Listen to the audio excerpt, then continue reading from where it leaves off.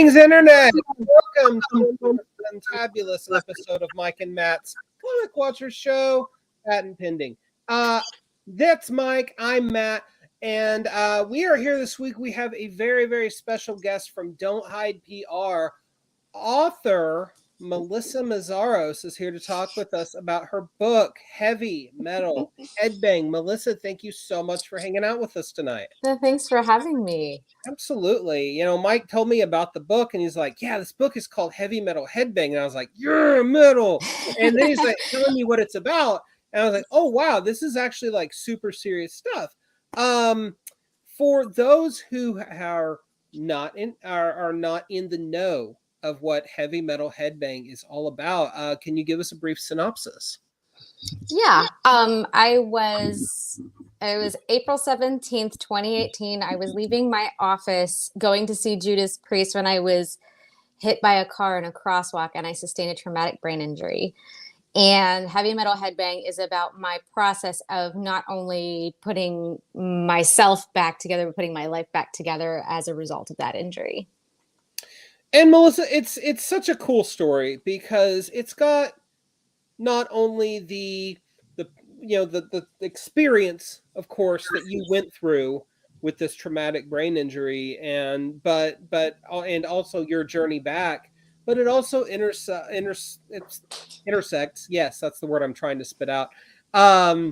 Your life's journey, your work, and love of music.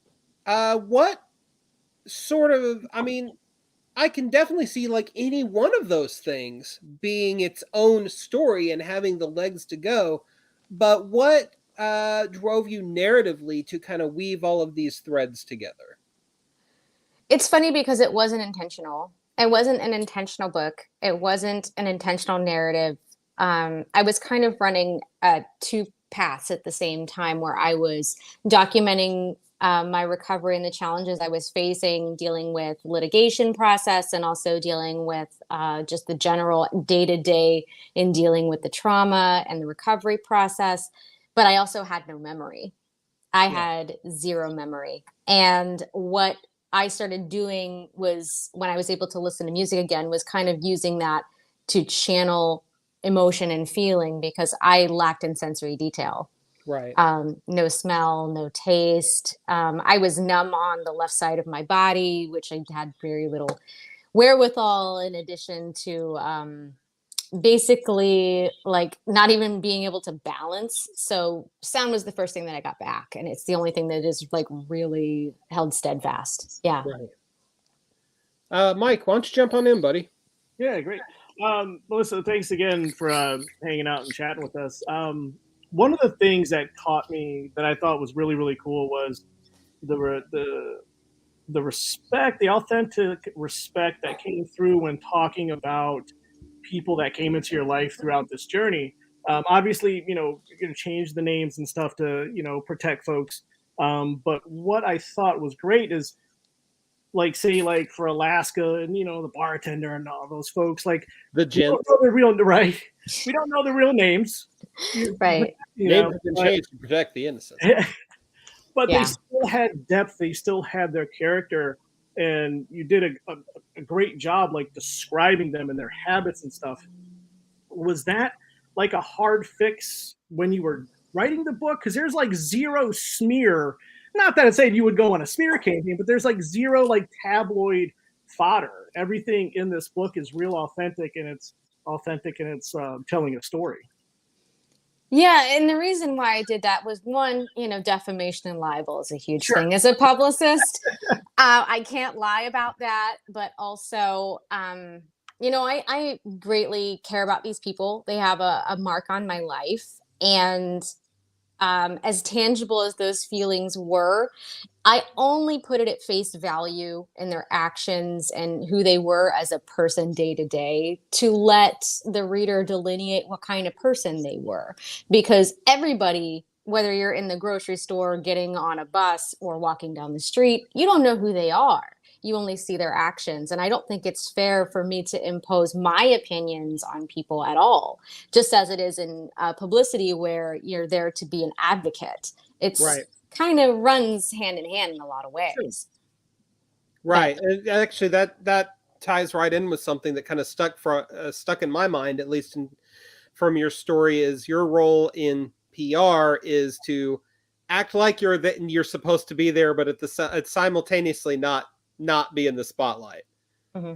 And yeah, that totally tracks. So I want to really get into let's get into the heavy stuff first.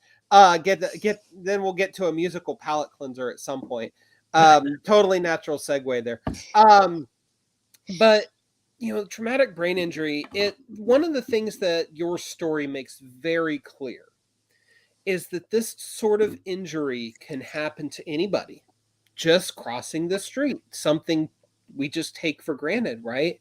Mm-hmm. And we hear about these things and we tend to think of them in terms of athletes or veterans, but you really humanize that experience in such a way that it makes it relatable. And I mean, really, you truly understand, God, this could happen to me or somebody I love and care about, or even just my neighbor. And I wonder, how was it going back and revisiting that very obviously traumatic time of your life and still be able to come away with a sort of humanity about the process, and not, oh, poor me, or this was my struggle, things of that nature? I don't think, even at onset, I was so far removed from the situation because I didn't understand the gravity of it.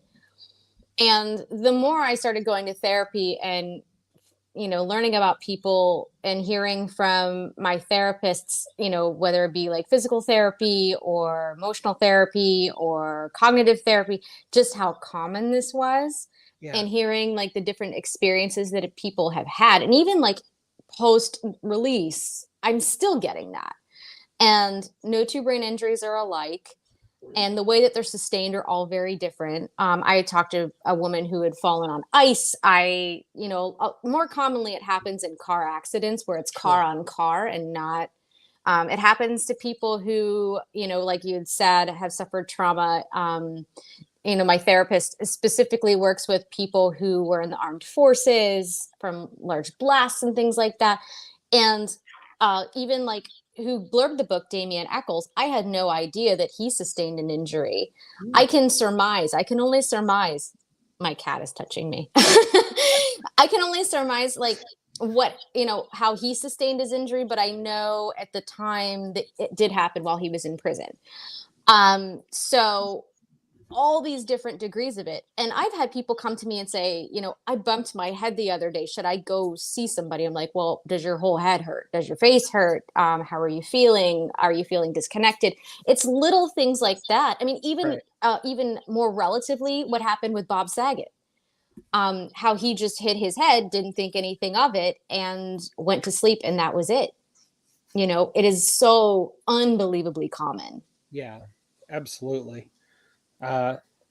We tend to think of ourselves as hard-headed and relatively indestructible for the most part. And something like bonking your noggin can bring us, not to minimize it.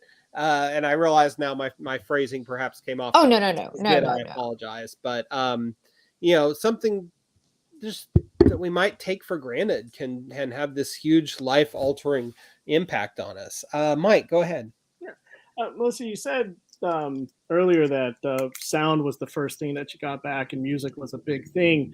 I'm sure during the process, how was the process like when remembering the events, trying to, recatalog them, as you said in the earlier stage, and then for the book, like how important was that burden, that stress to kind of take you back a little bit to reassess? And did you find yourself kind of being almost overwhelmed at times? Every day. Every day. I think what was crazy to me, both of my cats are coming at me now. The crazy thing is that it all stemmed from disassociation. Sure. I did not realize my emotional connection. I knew I had an emotional connection with music. However, I did not realize the impact that it would have in my recovery moving forward. When I would step out initially before all of this stuff came together for me, it was so cacophonous. Like I'd hear every bird, every car, every something, this, that, or other. And it was just like this swarm of just a mess in my head to where I literally just wanted to stay in my apartment forever. So when I was able, because I had blood congealed in my ear for such a long time, when that went away, and it kind of, faded down my neck and that bruise that you see on the cover, I made a point to listen to music again as I was going outside, with caution, mind you, because there was a lot of caution that came with that, because I was terrified to cross streets. Yeah, absolutely. I'm surprised you didn't turn into an agoraphobe. Well, yeah, I still am. I think I spend 95% of my time inside my apartment. Like I don't really leave. It's still troublesome to me, and that's just a product of it. And I don't even consider it as PTSD, but like getting past those sounds was a huge thing for me. So when I started listening to music and pausing it as I was crossing the street, that's when I was able to start refocusing all my energy. But that's also when I disassociated. When I got comfortable listening to music again, it was just like, I think there was maybe an interim of a week that happened, and I had a whole new onset of trauma. Because you think each time you're going to go through it and it's going to be over, you're going to go through it, it's going to be over. It's still like almost 4 years in, it's still not over. Right. Oh gosh, that's tough.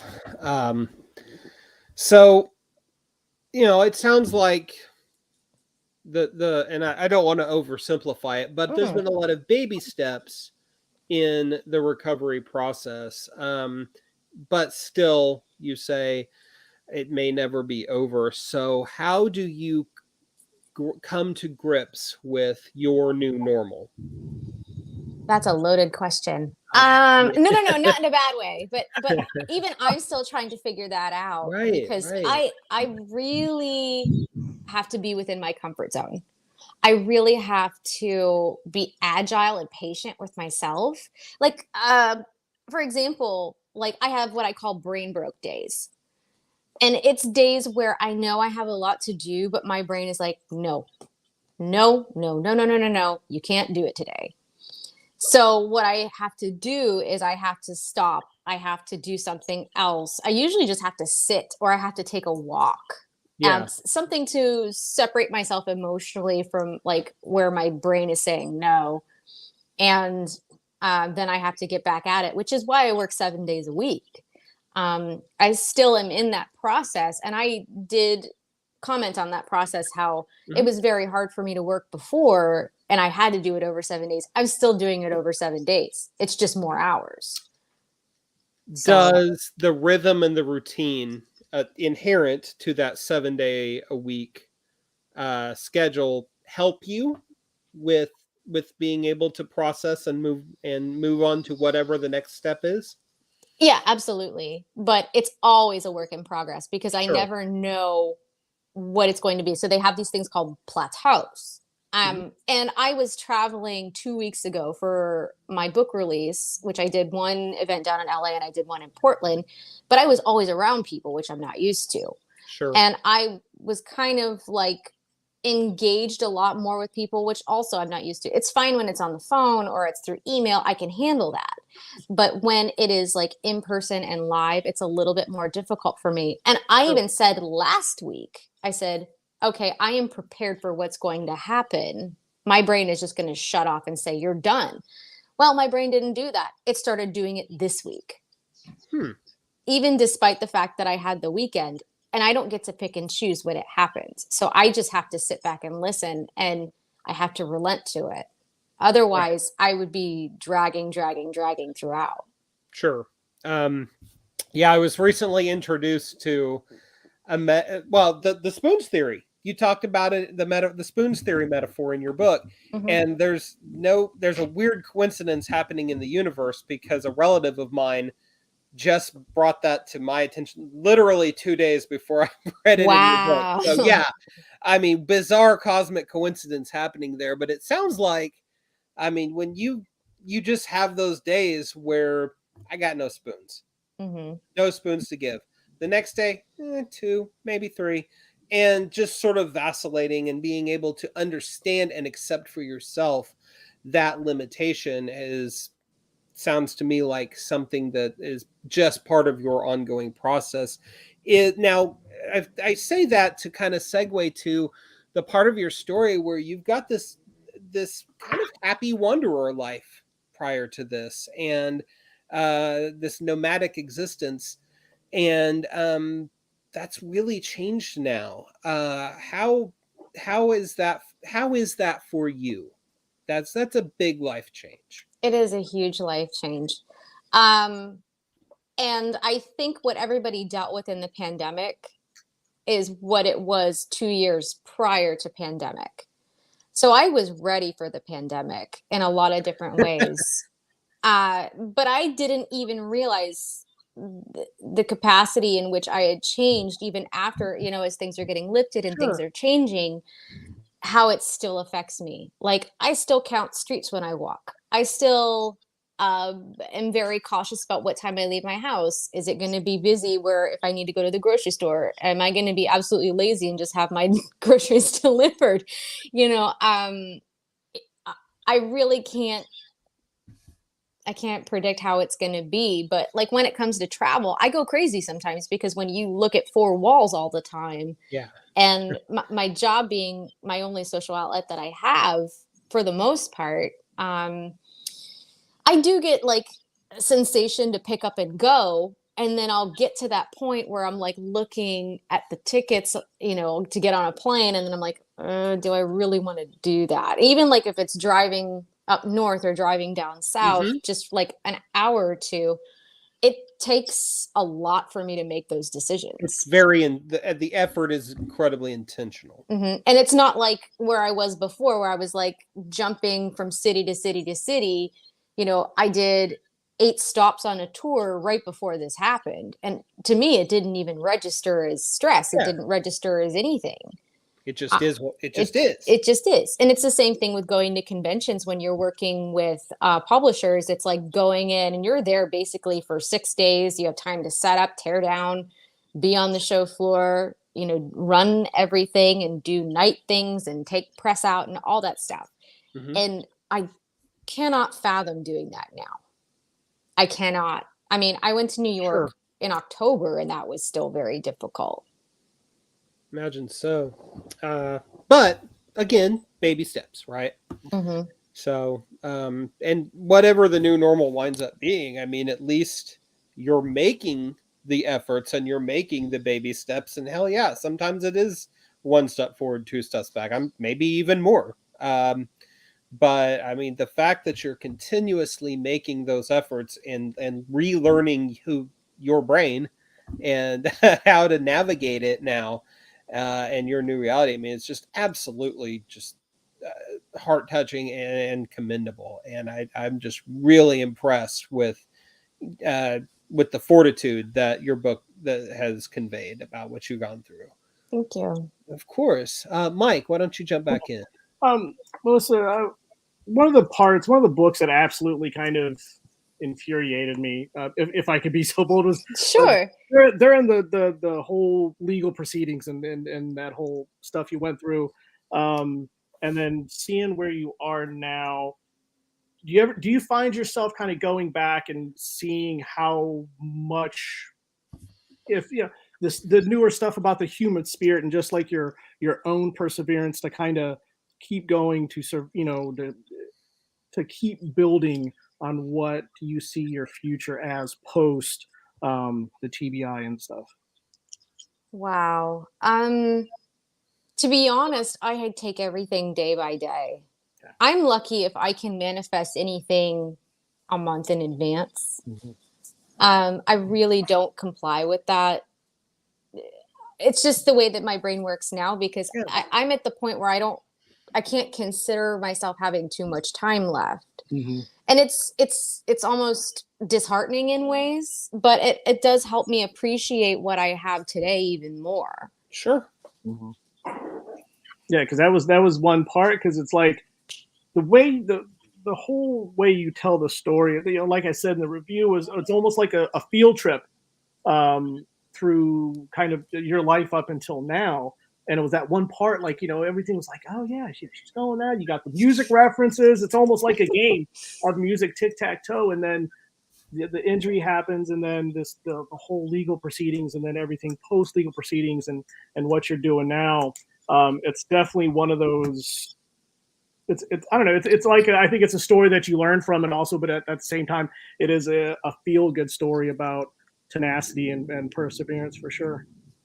I would like to think that everybody has the same tenacity. Yeah. And I don't see myself as special. I don't see myself as different. I just know that with the things that I've been through, and I'm going to be fair, that I did early on put myself in positions that I'm at fault for. As far as the part with the seeing my grandmother in the hospital, that was my fault. I take responsibility for that, but I think accountability is everything. Sorry, spoiler, but nobody knows what happened. But and that's why I tell my parents, I'm like, never read what I write, please, because even to that point, to that effect, it's like there are other things that I make jokes, and that's what gets me through. I say that I am a sardonic optimist because I literally have the best intention for being happy and making other people happy and doing what I can to make the world a better place, for lack of a better phrase. But like, I really have to take accountability for the things that I did wrong. But the things that I didn't do wrong, I have to joke about, like, haha, I crossed the street and I almost died. Or, the things that happened to me medically. Sure. Otherwise, those weren't my choices. And I think it takes one person to be strong, to be an advocate for everybody else, because once you share your experience, it's not yours anymore, it becomes theirs. And they can synthesize with it. And I think that's the most important thing. Yeah, absolutely. So let's, I mean, gosh, the music plays such an important part in this story, and I don't see it necessarily as just entirely coincidence that your sense of sound, of hearing, excuse me, is what manifested first, because clearly music is an important part of who you are and your life's journey so far. But you also said, of course, that music in and of itself, as you were coming back and on your new road, was cacophonous for a while. How do you reconcile those two, or how did you, or do you still have to reconcile those two realities? Oh, it still happens all the time. It still is like, I still get I call them unworded invitations, Mm-hmm. where I'd be like somewhere and then a song comes on and I say, no, not now, no, not now, no, not now. I literally do that. And I'm like, not now, not now. It's like knocking on the door. And I'm like, oh man. So I will go home and I will listen to a song that I hate on a loop. Just trying to dig up, like, why is this bothering me? Why is this affecting me? And it's constant. And it also has affected the way that I listen to music now. Like, I don't allow myself to listen to something new. I can't gravitate towards it because it doesn't have a meaning. And that's just like with everything else that I do. If it doesn't have a foundation in my life, or hasn't had a foundation in my life, it doesn't resonate with me, and I can't fathom it. And I think that's a setback. It's sort of it's sort of just like going through the motions. Is that what you mean? Yeah. Okay. Yeah. Playing a part. Yeah. So, okay. Pardon me. So, and I'm just connecting dots here, but does that connect back to the sensation and feeling that you're talking about during your early stages of therapy and recovery, where suddenly you just felt like you were 15 years old again? Yeah, Sort definitely. of in that ballpark. Yeah, and I think, you know, I said this yesterday to someone that my formative years were so impactful on me in so many different ways because I was left to my own devices a lot of the time, that I almost feel like I regressed. Mhm. Uh, and there's fight or flight involved, where Sure. how is it that I could have a brain injury but still know how to do my job? Well, it puts a roof over my head and it puts food on my table. It's a fight or flight situation that Right. sticks with you. As far as, like I said, it going back to the music, where I can't fathom listening to something new, or uh, mainly just like watching new television. Like I can't. It takes a lot more to make edgewise, you know. Right, Like, right. yeah. Because and if I forgive me if I'm wrong, but just because of the way that your brain is processing or not processing this new information. Right. It doesn't feel like I have a new brain. It feels like I have a 15-year-old brain to work with. Right. And Like it's just kind there's an of, odd filter there. yeah, there is a very odd filter. And this is something that I'm working on now, that I'm still exploring. But Yeah. I like to think that the good stuff stuck and the bad stuff went, you know. Hey, So maybe we should all be so lucky in some way, shape, or form in that regard, right? yeah. Yeah, Uh, so definitely. so uh, your roots music, for lack of a better term, is what gets you through. So what are your touchstones right now? Mother Love Bone. Oh, I can't stop. listen, Andy Wood, I know. I that feel like guy. this is more of a campaign, like my book tour is more of a campaign for Mother Love Bone than anything else. But like, it's the only thing that I was able to pick up that was new to me. Hmm. But I knew some of the songs on the albums, and I actually talked to his fiance Xana quite a bit. Um, so that's been I'm trying to integrate something old as something new to try and get myself grounded again. And that's why I moved and live where I live now, which is like the home of grunge. Not Seattle, it's Olympia. So there's a reason for that. And a lot of people don't know that Sub Pop was founded in Olympia. They commercialize it as Seattle, but that's exactly Sure, not the there's a case. narrative there. Right.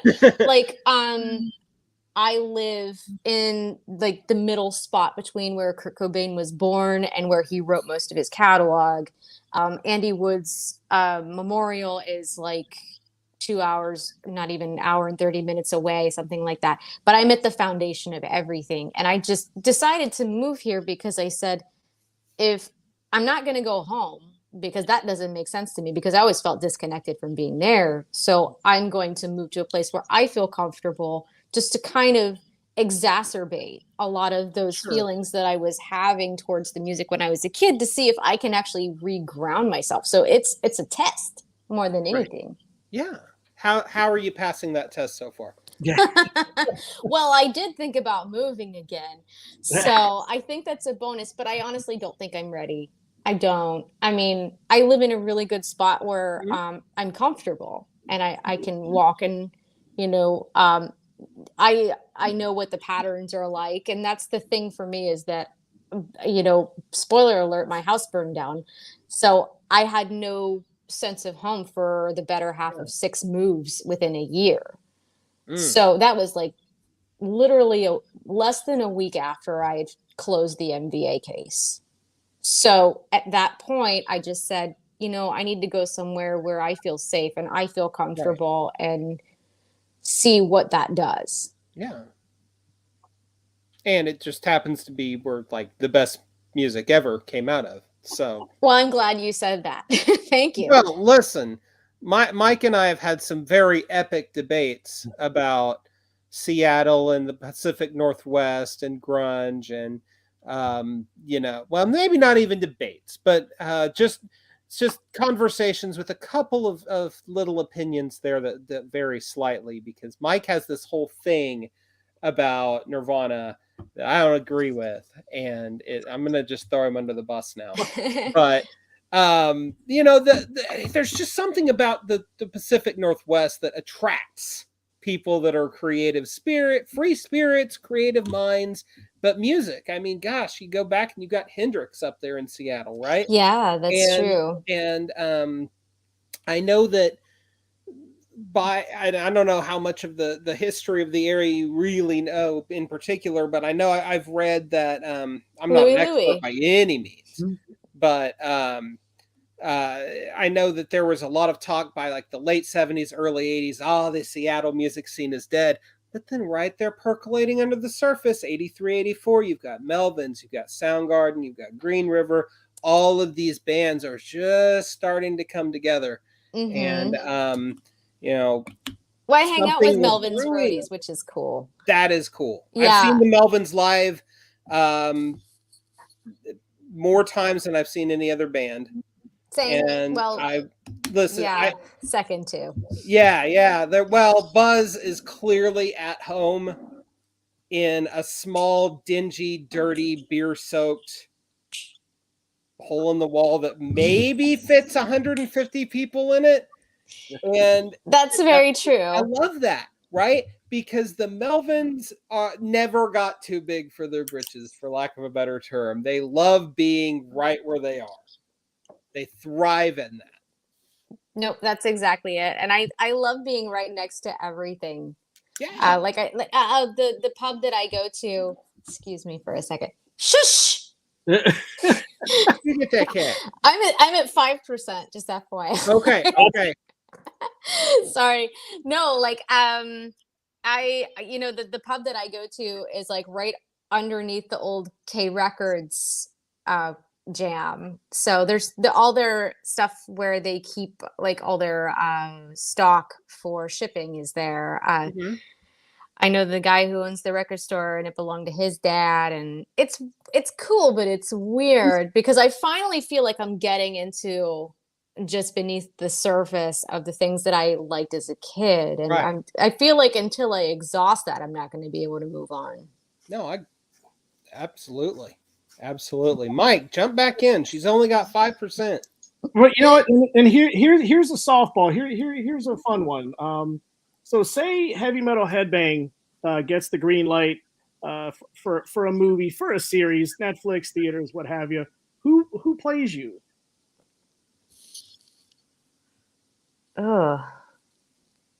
Someone better looking, I would hope. I don't know. I think I don't even know like who's famous anymore. Like that's kind of sad. I know like who's comics famous. I don't know what who would you pick? I have no idea. I don't know. Yeah, Mike. Matt? No, sir. You're not going to insult me either way. This is all you. See, I threw you under the Nirvana bus. Now you've thrown yourself under this bus. This is just not your night. No, it's terrible. I don't know. I'll think back at it. All right. So, well, Melissa, I hate that we're having to cut things short a little bit, but I really just want to circle back around and say what a remarkable story of recovery and perseverance you've put together. My hat is off to you. Thank you. Yeah, absolutely. More people than anybody realizes go through something similar to what you have, and it's the curse of the disability that can't be seen, right? Yeah, that is the honest truth. The honest truth. And I think, like I said before, if this can change or help one person, I've done my work, because absolutely. I had no intention of it ever being what it is, but just in the book tour itself, coming across people that have said, oh my gosh, I really resonated with this. I'm so glad that you wrote it. I have a brain injury. The fact that people come forward and they say I have a brain injury. Yeah. Or the fact that people say, right? I didn't know I had a brain injury. To me, I even said, I was like, well, I guess I really had hoped there was something like this out there before, and there wasn't. So I was like, you know what? I will put myself on the line. And it goes to that agility of making sure that nobody gets hurt. But you know, at the end of the day, what it comes down to is that if my cheesy words are going to help somebody, and, you know, I think I have a relatively positive attitude about my recovery, and have been bluntly honest about how terrible going through the system is. Um, if that helps somebody, I'm for it. Yeah, I don't need to, absolutely. I don't need it to do anything else. I'm solid. That's awesome. Well, you know, congratulations on the book. And more importantly, though, I mean, congratulations on your recovery. And just it says volumes that you've just been able to continue moving forward and finding out who the new you is and what the new normal looks like, and that you haven't given up, and that you're committed to uh, helping excuse me, helping others who may be in the similar position. So I just think that's super commendable. Well, thank you. And I thank you for your support. And Mike, Yeah, thank you so much for your absolutely. support. Oh, for I sure. really appreciate it. And, you Yeah, know, let's just keep spreading the word, you know, because I do think the most important thing is that people have to realize that they're not alone. Yeah. Um, absolutely. Absolutely Yes. all about that. There's And no reason to suffer in silence or no, in about stuff like this. There's no stigma about it. There's no shame about it. It's just, hey, it's okay to hold a hand out Mm. and say, I need someone. right. And that's the hardest thing to do a lot of Oh, the time when you don't even absolutely. know that there's anything wrong. Yeah. Pride. Yeah. Pride's a kick in the teeth. It definitely can be. Yeah. So, well, Melissa Mazzaros, thank you so much for hanging out with us. Indeed. The book is Heavy Metal Headbang. It is available now from Oil on Water Press. Hey, there it is. Melissa, I hope we can have you on for a lengthier talk another time. We barely even got into Don't Hide PR or any of that other fun comics related stuff that you do. But thank you so much for sharing your Well, story. no, thank you for having me. And it's my bad. You know, my lame. Ah, I used to live with a tech person who was like my best friend, and then he went off and got married like a jerk to my other best friend. what So a I don't have loser. people to fix my Michigas, you know? Uh, They're gonna fix my laptop, you know? Otherwise, we'd be in good shape. right. I get it. I get it. Ah, jeez. Well, Eh, you know, Eh, find me a nice live-in IT person, and I think I'm pretty solid for the rest of my life. Yeah. Not much. Yeah. oh man. I don't ask for much. No, I cook a not good much. meal. Couple cats, live in IT. Um, absolutely. But Melissa, thank you so much. Well, thanks And for having me. I yes, ma'am. appreciate it. Till next time. All right, till next time, take care. All right. Bye-bye. Bye. Well, Mike, we did not get to solve the mystery of whether facelift is better than bad motor finger, It is. which it is not, It is. but we needed an impartial but knowledgeable third party to weigh in. Yeah. And unfortunately, we didn't get that opportunity. But what we're going to do is, I think at some point in, when Melissa's availability opens up again, I think we need to have her back Right. with a phone that's on full charge, because there was a lot of stuff in there about comics and comics PR that we Yes. didn't get to. That's right. So, but man, I just got to ask you, how in the world did you find this book? Because Oh, excuse me. No. She follows us on Twitter. I follow her on Twitter. okay, Us as in Comic Watch and Comic Watch the Show and stuff like that. So anyway, so she had tweeted out she was looking for reviewers for her memoir. And I really enjoy biographies and memoirs and stuff like that. So I was like, yeah, I just, rogered up in the DMs, and I was like, hey, if you still got, spare copies that, you got for review and stuff, whatever. And I read it, and it was a trip, man. It was, well, I gotta tell you, like, what, and shame on me. I just ran out of time. I'm probably about 3/4 of the way through it. yeah, But it really just strikes me, that dichotomy, like I was talking about, between life before and life after. Yeah. And I mean, it's a real head trip. And it just, the way that she kind of skillfully weaves between past and present in a Yeah. way that doesn't feel jarring.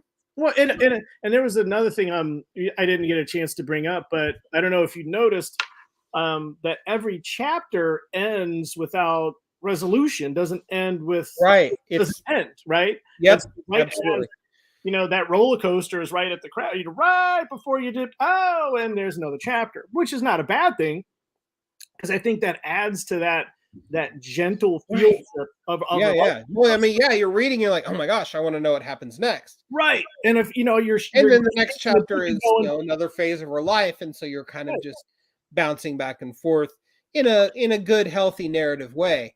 That just feels very real and lived in. And yeah, absolutely. What a great story, though. it But really is. I gotta say, for you as a veteran and me working with veterans, like, we see TBIs and the effects, and it can be very very non-pretty. Yeah, And absolutely. I so, remember a few years, well, more than a few years ago now, but I had fell on a ship, on one of my ships, and hit the steel deck and stuff.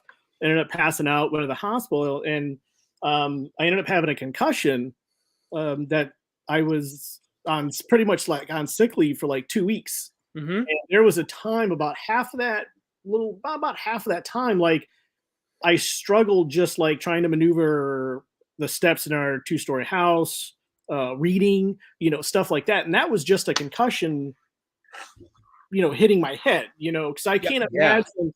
So I can't imagine folks like Melissa, Damien Eccles, if you know about the West Memphis Three and what he went through. yeah.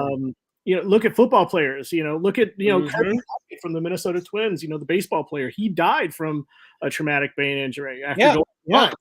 blind. And so And with my little concussion, I can imagine what folks are going through, full blown therapy sessions, and questioning the will to, what are they going to do, what changes, nothing is the same. you know no. I couldn't imagine, in a sense, like having two lives. You have a life pre-injury, and then you have your life post-injury. Yep. And how you merge those two going forward to try to assimilate any sort of life it's just so mind-blowing. It's crazy. Absolutely. And it's like I was saying, though, it's the disabilities that people can't see, Yeah, that they have the hardest Mhm. time comprehending, right? Like, if absolutely. I'm an amputee, you get that. Right. Oh, this guy has one leg. Wow, his struggle is super real because I can visualize it. But if you, by contrast, have a TBI or PTSD Right. or some level of mental health care trauma, then that cannot be seen, or just something untreated, Right. right? Like schizoaffective disorder or borderline personality, something like that, that can't be just easily understood, Yeah. like a missing limb. Yeah. People have a harder time accepting that, I think, like average people on the street. And it's so important that people like Melissa Mhm. share their stories, Yeah. because the more people come forward and share their stories like that, then the more understanding and commonality we can find, and we can help remove that stigma Mhm. and even that sense of shame that some people feel, that they don't want to talk about it and don't want to ask for help, or don't know how, Right. right? Right. And And that, again, I see this 100. I've seen this 100 times in the almost 4 years I've been working with veterans, Mhm. where there's just something in them either it's the individual themselves or their training or something where they think that they're 10 feet tall. They've been trained to believe that they're 10 feet tall and bulletproof and don't need to ask for help. And so it becomes just almost impossible, or a sense of guilt or shame that they should have to. Sure. Yeah. And it doesn't have to be that way. No. And I think that's the great thing about Melissa's story is it takes it away from, and I don't say this in a pro like glamorous way, but ESPN didn't document her rehab. We see it on the TV and we're like, oh, there goes the playoffs, or there goes my fantasy team. And we don't mean it in a bad way, because that's still someone's mother, brother, sister, cousin, aunt, uncle, what have you, and we wish them well. But that's where it stops.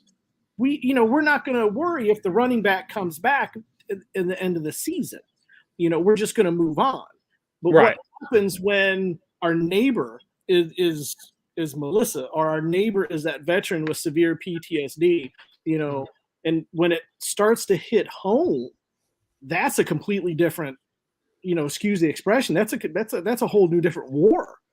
Sure. No, absolutely. What do we do? We're not war at home. Yeah, seen a million times, man. And just why I think just her book is such, it's it's damn near manual type of style. Just to start give it out. I almost want to take it down to the VA and start just literally put a couple copies in the the waiting room or something like that. Absolutely. It's like she said, even if one person asks for help, or one person finds inspiration in that story, it's marvelous, man. Absolutely. I don't think I could have said it any better. So Mike and Melissa and Don't Hide PR, thank you all for this story. And it's I realized this was a little bit of a off the beaten path episode and topic and subject matter for us, and it's just like kind of barely comic adjacent, but we're branching out, damn you, and get used to it. Uncultured swines. That's right. Next week we sing the praises of Zelensky for 45 minutes with puppets. There you go. Yes, it's going to be a whole new. No, we're not really doing that. But Zelensky's a rock star.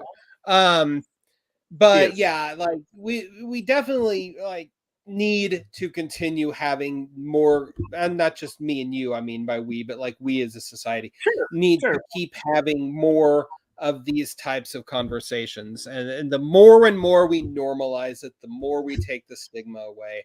And I'm here for it. Oh, every day. Absolutely. Every day. So Mike, thank you so much for everything. Melissa, thank you so much for sharing your story. Again, the book is Heavy Metal Headbang. It is available now from Oil on Water Press, or Water on Oil Press. Oil on Water. You had right. I knew I was gonna butcher that at some point. But you know what? Until next week, when we inevitably return, be good to each other, guys. The world, it's kind of a crappy place right now, but it doesn't always have to be. And that starts with us. So get out there, support your local comic store, read something cool, and above all, be good to each other. Until next time, he's Mike and I'm Matt, and we are the Comic Watchers. This is our show.